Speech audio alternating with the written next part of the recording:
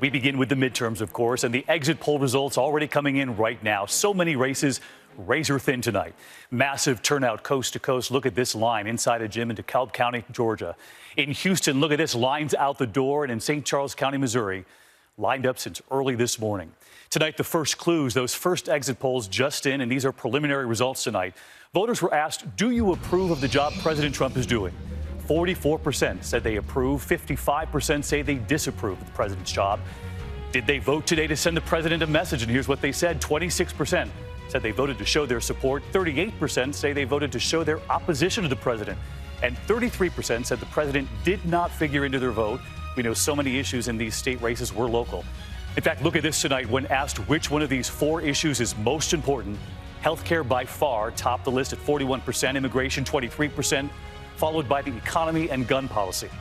So let's get right to our chief national correspondent, Matt Gutman, and our entire team across the country tonight. Matt is in Santa Ana, California. And Matt, I know they're processing the ballots right there behind you tonight.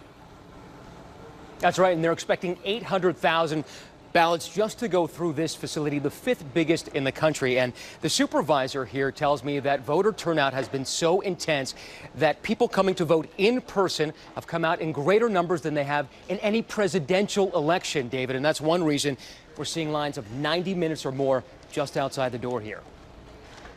They started lining up at dawn in high school gyms in Doylestown, Pennsylvania, parking garages in Atlanta, where people waited more than 3 hours to vote.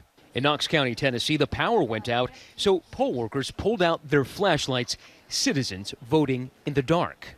Total turnout projected to top 100 million, a record for a midterm election. Driving the enthusiasm?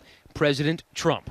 So many voters showing up today to send him a message. Thank you so much. In Missouri, Claire McCaskill, one of 10 vulnerable Democrat senators running for re-election in states Trump won. ABC's Deborah Roberts is there speaking with voters. Was your vote today about Missouri or about the president? Both. I cannot stand the president. I think he's just a faker and a liar, and I hope he gets impeached. McCaskill's opponent, Josh Hawley, a strong Trump ally, which means a lot to Pamela Meyer, whose key issue is immigration. So what do you want to say to the president about your vote today? Well, I love President Trump. What can I say?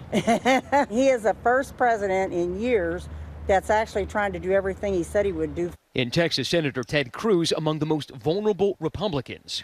Beto O'Rourke hoping to pull off the night's biggest upset. We're going to do this together. We just do not care about the differences between us right now. At the polling place, O'Rourke meeting 77-year-old Pamela, who grew emotional in this video now widely shared. We think he's pretty important, and we're honored that he was here. Why is he so important? Because he represents everything that Donald Trump isn't. In Florida, where folks today lined up around the block, the president a major factor in the racially charged race for governor. Democrat Andrew Gillum versus Republican Ron DeSantis. Thank you, sir. We're rooting for you today, sir. Thank you. Appreciate it.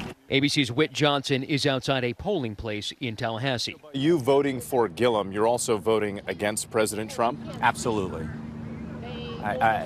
I couldn't be more adamant about that. But steps away, Connie Jokish, who came to vote straight from her overnight shift as a nurse, there to support one man, the president. My brother-in-law has a job he hadn't had for 3 years. My brother has a job he hadn't had in 5 years.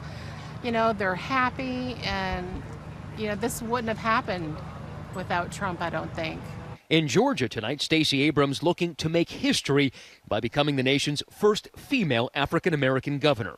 She's counting on high turnout among black voters like Tyler Cummings, who spoke to our Steve Osensami. What does it mean if Stacey Abrams wins tonight? Honestly, it means a lot to me being an African-American individual, just to have someone being in the office that is African-American as a woman. Abrams' Republican opponent, Brian Kemp, has Donald Trump on his side.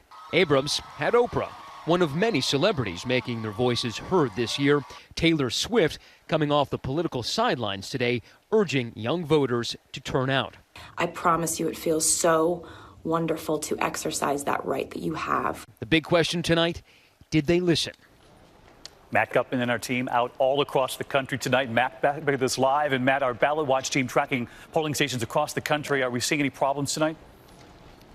There have been some scattered problems, David. In Wake County, North Carolina, the Board of Elections there says that 10 polling stations reported problems with their vote counting machines, apparently caused by humidity. So some of those ballots are being stored in emergency bins until they can be counted. Also in Johnson County, Indiana, just south of Indianapolis, apparently some machines broke during check-in, making it difficult to get people in, causing those delays that you see and those long lines. Now, one voter protection group tells us that 24,000 people have called its hotline with problems and with questions, much higher than in 2014. But David, given the size and scale of the voter turnout today, it's not that surprising. All right, Matt Gutman leading us off tonight. Matt, thanks.